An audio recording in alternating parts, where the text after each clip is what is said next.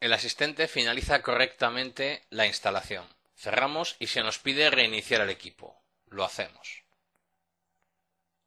Al iniciar sesión en el nuevo controlador de dominio, observamos que ya se utiliza el formato de nombre de dominio barra nombre de usuario. Esto es porque el propio sistema de Arrancar ha detectado que es un controlador de dominio que no se puede iniciar de ninguna otra manera. En cualquier caso, si estuviéramos, por ejemplo, accediendo remotamente al equipo o con otro tipo de acceso que no detectara a priori esto, deberíamos tener la precaución de utilizar este formato, nombre de dominio barra nombre de usuario. Lo primero que vamos a comprobar es el servicio DNS que se ha instalado. Para ello abrimos la consola de servidores DNS. Vemos que se ha creado la zona directa para el nuevo dominio. Si abrimos la herramienta de administración de usuarios y equipos de Active Directory,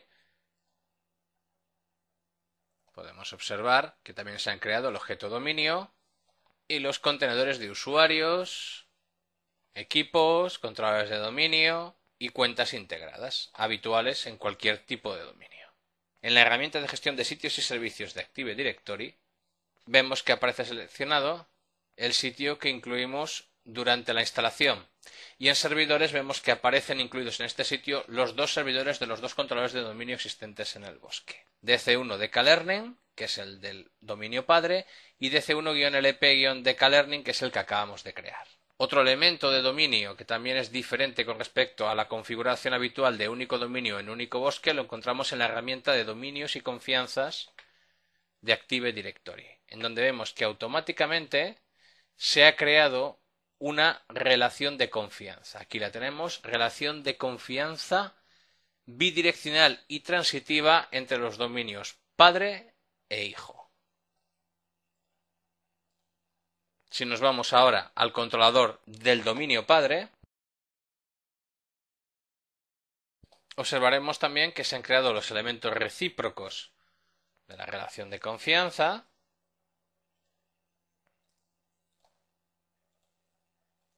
y también podemos observar que en el servicio DNS vinculado al dominio padre se han creado algunas entradas relativas al dominio hijo, como pueden ser, por ejemplo, un alias para el controlador de dominio, un registro DNS con el servidor DNS del dominio hijo, entre otras cosas.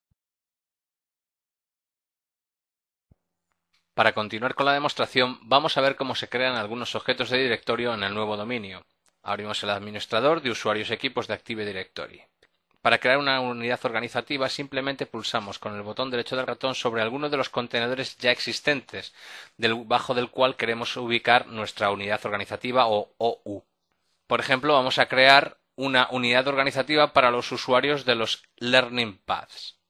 Para eso pulsamos, por ejemplo, sobre el propio dominio, botón derecho, nuevo, unidad organizativa. Le damos un nombre, por ejemplo, LP Users.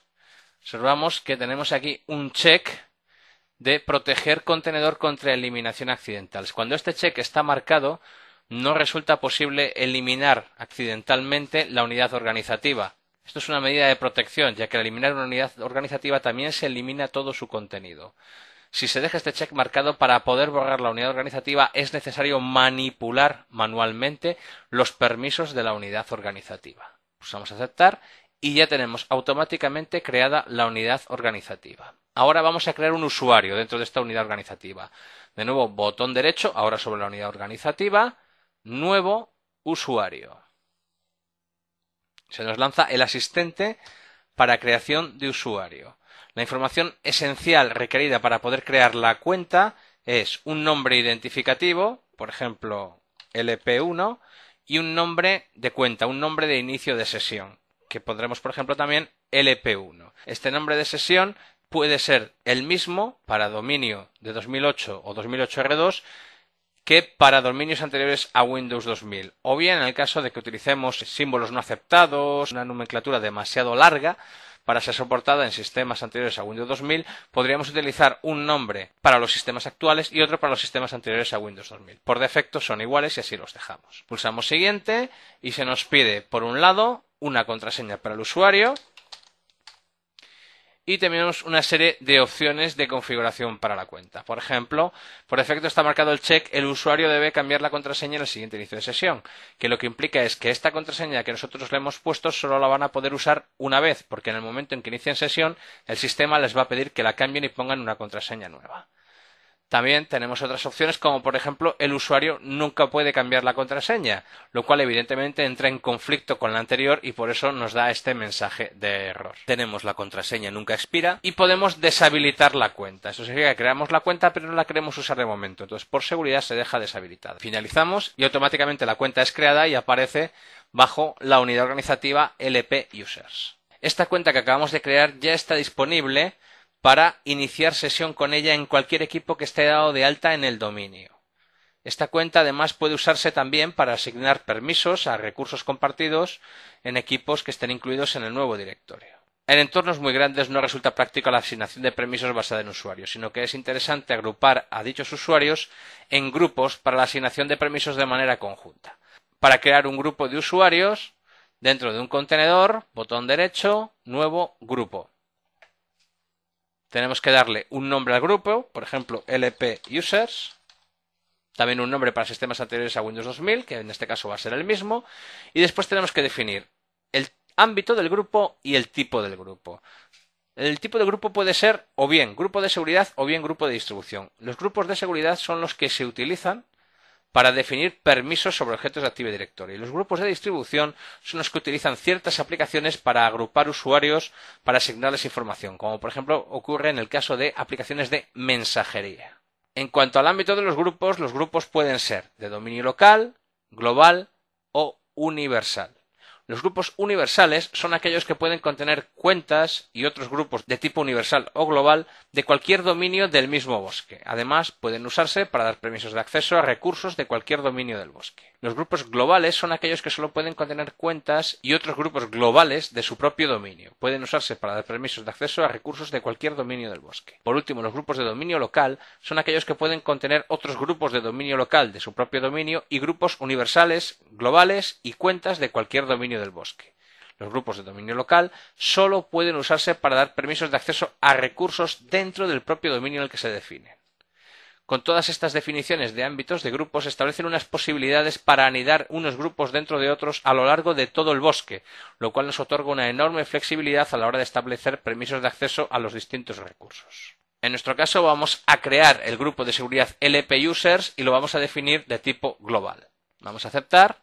Y a continuación lo que debemos hacer es poblar este grupo, es decir, añadirle miembros. Podemos añadir miembros a un grupo de dos formas, o bien desde el menú contextual del usuario o bien desde el menú contextual del grupo. En el menú contextual del usuario tenemos una opción directa que es agregar a un grupo, que nos permitiría seleccionar un grupo y agregarlo a él.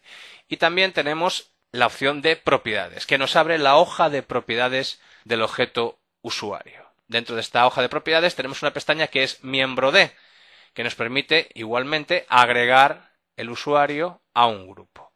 Además, aquí podemos ver a qué grupos actualmente pertenece el usuario. Vemos que el usuario pertenece ya a un grupo, al grupo usuarios del dominio, que es un grupo al cual pertenecen por defecto todos los usuarios que se dan de alta en un dominio. Esto es lo que se denomina un grupo built-in, es decir, un grupo predeterminado de dominio, un grupo que no hay que crear, sino que se crea cuando el equipo se convierte en controlador de dominio. Pulsamos agregar y se nos abre la hoja de selección de grupo.